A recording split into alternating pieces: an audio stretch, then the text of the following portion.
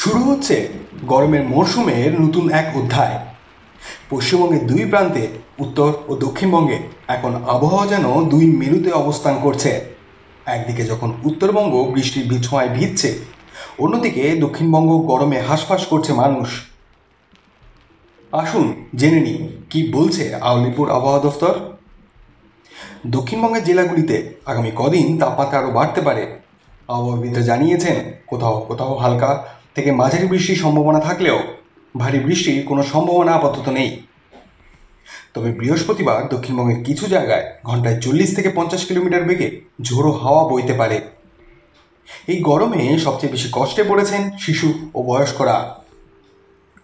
আবহাওয়াবিদদের পরামর্শ, সকাল 11টা থেকে বিকেল 4টে পর্যন্ত যতটা সম্ভব ঘরের বাইরে বেরোনো এড়িয়ে চলুন।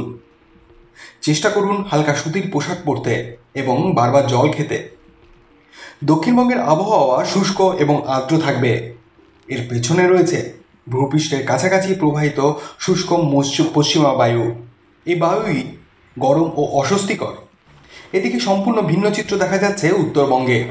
বর্ষা ইতিমধ্যে প্রবেশ করেছে সেখানে।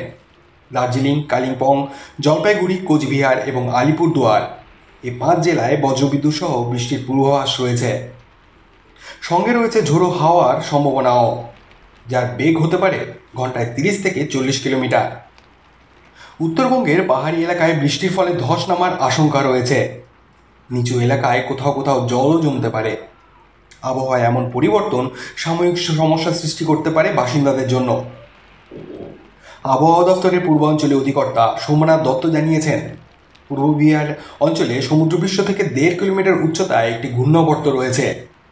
সেই সঙ্গে রয়েছে পূর্ব উত্তরপ্রদেশ থেকে উত্তর পূর্ব অসম পর্যন্ত বিস্তৃত একটি অক্ষরেখা, যা বিহার, উত্তরবঙ্গ এবং সিকিমের উপর দিয়ে গিয়েছে। এর জেরে এই উত্তরবঙ্গে বৃষ্টিপাত বাড়ছে, আর দক্ষিণবঙ্গে তাপমাত্রা ঊর্ধ্বমুখী।